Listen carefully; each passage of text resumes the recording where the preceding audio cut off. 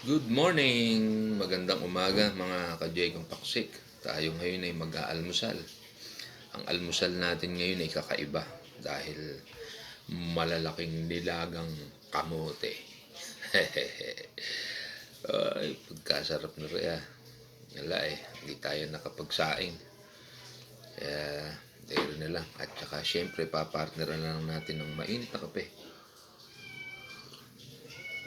Wow, sarap. Ayan na naman, oh. Ayan na naman ang ating laging kasama sa almusan. Si Mr. Pochi na marami pang nakakain sa atin. Ba? Oh, kamote to. Ayaw mo?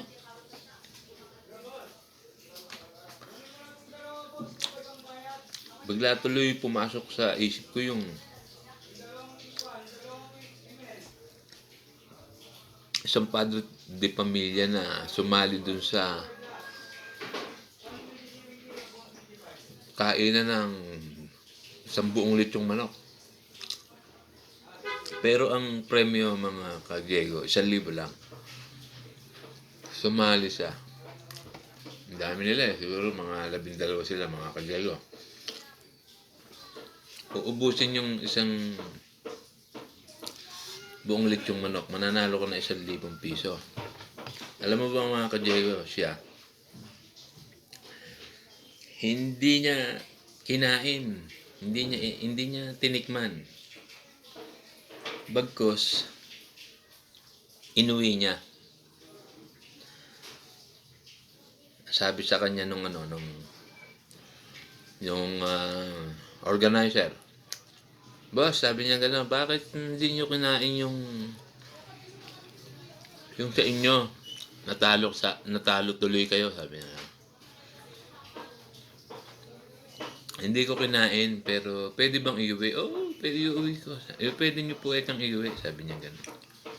Bakit po hindi niyo kinain? Kasi po, naisip ko, kung kakainin ko, tapos hindi rin naman ako papalarin. Sayang. At saka naisip ko, kung iuwi ko to, kami lahat ng mga anak ko, ng pamilya ko, makakakain ng manok na to, sabi niya gano'n. Na bihirang-bihira sa buhay namin na makakain na ito, halos maiyak-iyak pa nga mga ka-Jegong Paksik. Ako naman naunawaan ko, tama nga naman. At least kung sa bahay nila kakainin, silang lahat. Ang anak nga raw 8 mga ka-Jego. Ay di po ba tamang napaka husay mag-isip ng isang padre de pamilya. Bihira na lang po ngayon yung mga ka-Jego. Kadalasan po ngayon ang iniisip yung pansarili na lang, di po ba? Kaya saludo ako sa iyo, boss, kung sino ka man sa ganong desisyon. God bless.